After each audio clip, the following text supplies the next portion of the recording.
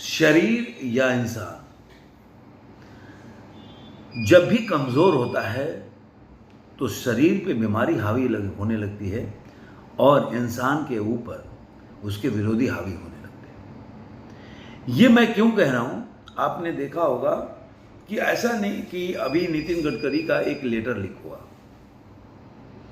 और लेटर में जो नितिन गडकरी ने फिनांस मिनिस्ट्री को लिखा, वो लीक करने की क्या वजह है? आखिर नितिन गडकरी चाहते क्या थे? और ये बोल नहीं सकते, क्योंकि देखिए बोलेंगे ये ऐसे ही लीक हो गया तो अलग बात है। अगर लीक, क्योंकि लेटर जिसको एड्रेस किया गया वो एक बड़ी बात है, उससे लगता है इसमें दाल में कुछ काला है। मैं ये बात क्यों बोला कि जब आदमी के शरीर और इंसान कमजोर होता है, आपको याद होगा कि जब से मोदी जी 2013 से उठा लीजिए, जब से उनको नेता चुना गया प्रधानमंत्री के लिए, तब से लोग विरोध कर रहे हैं। यशवंत सिन्हा हो गया, जो डाइजेस्ट कर नहीं पा रहे थे मोदी जी की जो पॉपुलैरिटी है उसको, कि कैसे एक व्यक्ति जो हम इतने सीनियर नेता है, फाइनेंस मिनिस्टर हैं, काफ़ी लोग, आडवाणी जी भी थे उस समय, काफ़ी लोग नाराज हुए। लेकिन देश की जनता और देश का डिमांड ऐसा था जिसकी वजह से उनको बीजेपी का प्रधानमंत्री का कैंडिडेट या नेता चुना गया, उनके नाम पे चुनाव हुआ। अब आप मान लीजिए कि अगर आडवाणी जी के नाम पे चुनाव हुआ था, 2009 में भी चुनाव हुआ था, क्या उसका हश्र हुआ? क्या रिजल्ट आया? आपके सामने है। तो आडवाणी जी के दिमाग में अगर हो या किसी के भी दिमाग में हो तो ये भी देखना चाहिए कि आपके नाम पर कितना वोट मिल सकता है। मैं ये बात क्यों बोल रहा हूं, ये बात आप उत्तर प्रदेश में भी देख लीजिए। जो केशव प्रसाद मौर्य एक बोल सकते हैं कि एक टीम खोल के बैठे हैं कि उनको कहीं ना कहीं योगी आदित्यनाथ का विरोध करना है, तो उनको भी सोचना चाहिए कि उनकी पॉपुलैरिटी कितनी है उत्तर प्रदेश में, वो अपने नाम पे कितने सीट जीता सकते हैं। उनके समर्थक या जो योगी आदित्यनाथ के विरोधी है वो बोलेंगे कि भाई वो अध्यक्ष बने थे उत्तर प्रदेश के अध्यक्ष, और उसके बाद बीजेपी चुनाव बन जीत गई। अरे 3-4 महीने में आप क्या उखाड़ लोगे? आप 3-4 महीने में आप ऐसा क्या कर लोगे कि जिससे कि आप बीजेपी को जिता पाओगे? आप अपना सीट तो आप 5 साल में नहीं जिता पाए, और आप बोल रहे हैं, उनके समर्थक बोल रहे हैं कि 3-4 महीने में वो अध्यक्ष बने और पूरा यूपी जिता दिए।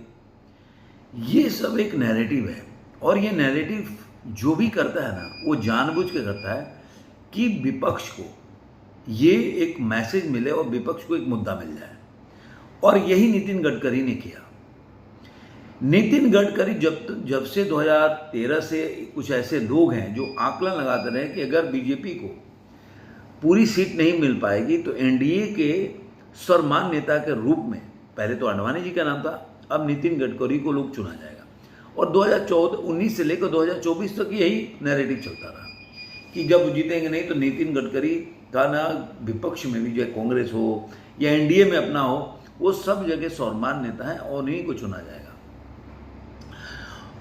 ये नैरेटिव वो होता है जो नरेंद्र मोदी से घबराते हैं, और उनकी कभी भी वो अपने इन विचारों में या ये जो अपना नैरेटिव है उसमें सफल नहीं पाए।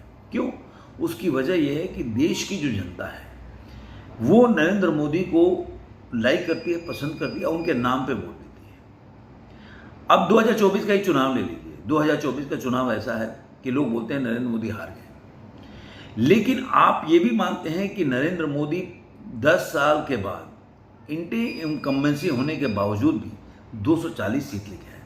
जो बीजेपी के लोग हैं या बाहर के लोग हैं, कोई ऐसा लीडर बता दो आप कि जो 10 साल के रहने के बाद भी इतना सीट लेके आया हो और इतने स्ट्रॉन्ग विपक्ष होने के बाद, तो आपको नहीं मिलेगा। बीजेपी भी आप सोचिए कि कोई व्यक्ति अगर नरेंद्र मोदी की जगह पे होता और वो अगर इतना सीट लेके आता, तो ऐसे लोग ऐसे नैरेटिव बनाते कि देखो 10 साल के बाद इतना सीट लेके आए, इनका हवा भी है। लेकिन ये कहीं ना कहीं एक नरेंद्र मोदी के खिलाफ, जो चाहे वो एनडीए में हो चाहे विपक्ष पार्टियों में, एक हमेशा से नैरेटिव सेट करने का प्रयास किया जाता है कि नरेंद्र मोदी का लहर नहीं चल रहा है, सुनामी। और ये लहर क्या होता है ना, 2014 में बोल रहे थे कि अब तो लहर है, 2019 में नहीं चलेगी। 2019 के चुनाव जीत गए तो कहते अब लहर खत्म हो गया, अब 2024 में नहीं चलेगी।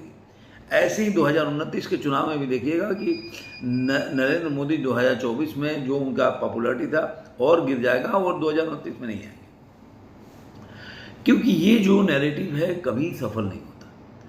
अब ये 2024 के ऊपर बना तो चुका हूँ वीडियो कि क्यों वो जीत गए, क्यों बीजेपी को कम सीट आई, उसके कई कारण हैं। हम आज उस सब्जेक्ट पे बात नहीं करें, हम बात करें नितिन गडकरी की लेटर पे कि अगर नितिन गडकरी को उन्होंने लेटर लिखा जिसपे कि कांग्रेस को मुद्दा मिल गया, कांग्रेस के जो जयराम रमेश हैं उन्होंने इस पे जिक्र किया, उसके बाद पी चिदम्बरम भी आया। अब ये क्या है कि जो नितिन गडकरी हैं उन्होंने लेटर लिखा फाइनेंस मिनिस्टर निर्मला सीतारमण को, उन्होंने बोला sure sign of the internal dissent and rumbling. ये मतलब अंदर का ये टाइम्स ऑफ इंडिया का न्यूज आपस में खींचातानी चल रहा है। उन्होंने सीधा जो रमन है उनको रिक्वेस्ट किया कि 18% जो गुड एंड सर्विस टैक्स है GST, मतलब वो लाइफ और मेडिकल इंश्योरेंस प्रीमियम पे से निकाल देना चाहिए। अब ये क्या होता है कि जो जब ये इन्होंने नितिन गडकरी ने ये अगर मान लीजिए कि अगर जो इन्होंने निर्मला सीतारमण को लेटर लिखा वो GST काउंसिल को लिखना चाहिए था, या कैबिनेट कमेटी की मीटिंग होती है उसमें डिस्कस कर लेना चाहिए था। अचानक से लेटर लिखने का क्या मतलब है? उन्होंने आगे जो है जो बोलते हैं कि levying GST on the life insurance premium account to levying tax on the uncertainty on the life, और ये भी बोलते हैं कि जो लोग हैं वो जो रिस्क इनका कवर होता है उनके फैमिली को उनको टैक्स और प्रीमियम से उनको छूट मिलनी चाहिए। तो अब ये क्या हुआ, जयराम रमेश है उन्होंने क्या लिखा लेटर के जो लेटर लीक हुआ उसके ऊपर जयराम रमेश ने अपने एक्स पे लिखा, mister Nitin Jayaram Gadkari letter to the FM on the budget is a sure sign of the internal dissent and rumbling is the non biological PM। मतलब वो लोग मानते हैं कि मतलब जो मोदी जी हैं एक वो अलग नॉन बायोलॉजिकल अलग शब्द हो गया कि मतलब मोदी जी और इन लोगों में जितने भी कैबिनेट में हैं उन लोगों में आपस में बन नहीं रहा है। उसके बाद आप देखिए अब गडकरी क्या कर आगे और भी बोलते हैं कि GST withdrawal of life and medical insurance premium, ये और भी बताते हैं कि different treatment of saving through life insurance, the reintroduction of the income tax deduction of the health insurance premium, and the consolidation of the public sector general insurance companies। तो इस तरह से वो बोलते हैं कि 18% ऑफ GST उसको हटा देना चाहिए। अब इसको उठाते हैं कीर्ति चिदम्बरम, उन्होंने क्या लिखा इसके ऊपर वो देख लीजिए। कीर्ति जो है मतलब वो बोलते हैं कि I am very happy that cabinet minister Gadkari has endorsed my demand that I made yesterday on the floor of the House to remove the 18% GST levied on the health and life insurance premium। ये कहते हैं, उन्होंने आगे बोलते हैं we are happy, we are very happy, we are a very under-insured country, or we must encourage people of the insured themselves। और उस तरह से बोलते हैं कि I am very happy that cabinet mister Gadkari endorse my demand that I made yesterday on the floor. ये मैं आपको बता दिया। तो in making the premium expensive you must treat insurance not only as the social cover but also the mode of the saving though, so they should remove the GST। अब ये सब क्यों हुआ? क्योंकि अगर मान लीजिए कि नितिन गडकरी का लेटर इतना, अगर मान लीजिए कि इतने बड़े मिनिस्टर हैं उनका लेटर कैसे लीक हो जाएगा? क्योंकि जो अपना मैसेज वो पहुंचाना चाहते हैं, क्योंकि उनके दिल में कहीं ना कहीं एक प्रधानमंत्री जो ये लोग बनाए, जो हमेशा अरविंद केजरीवाल भी चाहते हैं कि नितिन गडकरी को प्रधानमंत्री बन सकते हैं और सरकार गिर सकती है, क्योंकि मोदी जी का जो अपना स्टाइल ऑफ वर्किंग है वो NDA से बनेगा नहीं, जो मतलब खासकर नायडू और जो नीतीश कुमार से बनेगी नहीं और सरकार गिर जाएगी, मतलब बैसाखी की सरकार है, तब नितिन गडकरी को सपोर्ट करके और सरकार बना सकते हैं।